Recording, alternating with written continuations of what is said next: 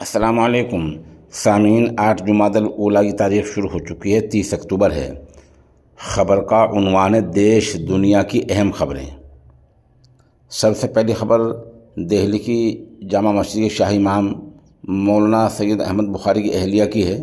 ان کو آج دن میں بعد نماز عصر جنت نشاں قبرستان میں سپرد خاک کر دیا گیا ہے۔ پہلا آپ سنیں انتقال کس حالت میں ہوا، کتنی عمر میں ہوا ہے۔ امام مولانا سید احمد بخاری کی اہلیہ نیر بخاری تقریباً 68 برس کی عمر میں دل کا دورہ پڑنے سے انتقال کر گئی ہیں۔ ان کے انتقال کی خبر ملتے ہی سیاسی، سماجی، ملی اور عوام و خواص میں غم کی لہر دوڑ گئی۔ صبح ہوتے ہی شاہی امام کی رہائش گاہ پر ان عوام کا تانتا لگنا شروع ہو گیا۔ مرحومہ نیک صفت خاتون، نماز روزے کی پابند، خدا ترس خاتون تھی۔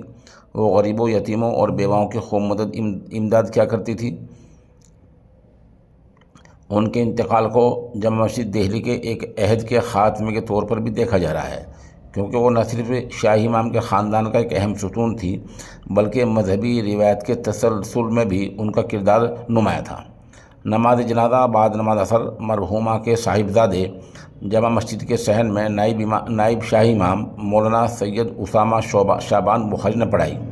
سینکڑوں نم آنکھوں کے درمیان ان کے آبائی قبرستان جامع مسجد گیٹ نمبر 3 کے نزدیک جنت نشاں کے اندر تدفین عمل میں آئی، جس میں علماء، سماجی اور سیاسی رہنماؤں کے علاوہ سینکڑوں کی تعداد میں لوگوں نے شرکت کی۔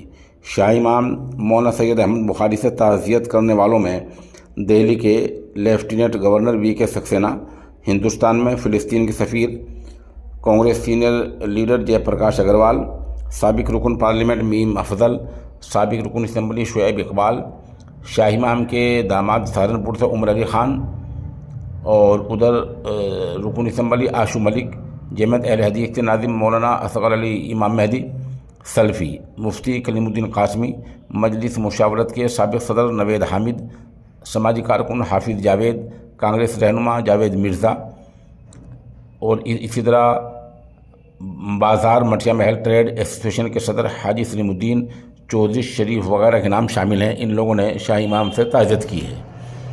ادھر دوسری خبر اتر پردیش کے اٹاوہ سے ہے، جہاں ضلع اٹاوہ کے تھانہ بھرتنا میں دلت نوجوان کے ساتھ مار پیٹ کا معاملہ سامنے آیا ہے۔ اس کو بے عزت کیا گیا ہے۔ متاثر سمت دیواکر نے پولیس کو درخواست دے کر بتایا کہ اسی کے محلے کے نندی گپتا، لڈو گپتا اور ستیندر کمار نے اس کو روکا، مار پیٹ کی اور ذات پر مبنی الفاظ کہے جو اس کی توہین ہے۔ پولیس نے معاملہ درج کر کے تفتیش شروع کر دی ہے۔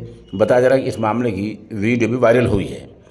ادھر ملک کے اگلے چیف جسٹس، سب سے بڑے جج کے طور پر فاضل جج جسٹس سوریہ کانت کو طے کیا گیا ہے۔ CJI، یہ ملک کے ججوں میں سب سے بڑا جج کا عہدہ ہوتا ہے، ان کو طے کر دیا گیا ہے۔ فاضل جج اگلے مہینے 24 نومبر کو حلف لیں گے۔ وہ دیش کے 53ویں چیف جسٹس ہوں گے۔ موجودہ جج BR گوئی 23 نومبر کو ریٹائر ہو جائیں گے۔ جو فاضل جج جسٹس سوریہ کانت ہیں، ان کی کل مدت 14 مہینے ہوگی۔ جسٹس سوریہ کانت 10 فروری 1962 میں ہریانہ کے ضلع حصار میں پیدا ہوئے تھے۔ ادھر بات کر لیتے ہیں سونے چاندی کی قیمت کی۔ سونے کی قیمت میں آج جمعرات کے دن 1000 روپے کم ہوئے ہیں۔ 1,22,800 روپے فی 10 گرام سونا ہوا ہے۔ ادھر چاندی کی قیمت میں فی کلو کے حساب سے 3,300 روپے کا اضافہ ہوا ہے۔ یہ خبر کیرانہ حلقے سے MP اقرا حسن کے تعلق سے ہے، جن کی فیس بک فرضی ID بنا کر وزیر اعلیٰ یوگی آدتیہ ناتھ اور پرمانند مہاراج پر نازیبا تبصرے کیے ہیں۔ ان کے PA نے پولیس کو تحریر دے کر کارروائی کا مطالبہ کیا ہے۔ بتا دیں MP اقرا حسن کی فیس بک ID پہلے بھی فرضی بنائی گئی ہے۔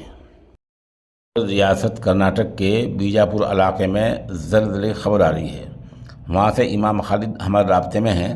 وہ بتا رہے ہیں کہ گزشتہ 2 روز سے 2-3 زلزلے کے جھٹکے محسوس کیے گئے ہیں۔ امام موصوف نے لوگوں سے اپیل کی ہے کہ وہ زیادہ سے زیادہ نیک اعمال میں لگ جائیں، گناہوں سے توبہ کریں، استغفار کریں، کیونکہ جہاں جہاں گناہوں کی اور معصیت کی کثرت ہوتی ہے وہیں یہ زلزلے کے جھٹکے محسوس کیے جاتے ہیں۔ امریکی صدر ٹرمپ کے دوبارہ جنگ بندی اور فائر بندی کے اعلان کے باوجود آج جمعرات کے دن بھی اسرائیلی فوج نے 6 بار غزہ کے علاقے پر فضائی حملے کیے ہیں۔ البتہ آج کے حملوں کے تعلق سے ابھی تک خبر بولے جانے تک جانی نقصان کی اطلاع نہیں ہے، یہ وضاحت ہمارے سامنے نہیں آئی ہے۔ البتہ کل جو حملے ہوئے تھے ان میں کافی افراد شہید ہو گئے تھے اور آج پھر حملے ہوئے ہیں، اور اب پتہ نہیں کہ امریکی صدر کس طرح کی فائر بندی کر رہے ہیں اور بلاد اسلامیہ جو عرب ممالک ہیں وہ اس کو کس نظریے سے دیکھ رہے ہیں۔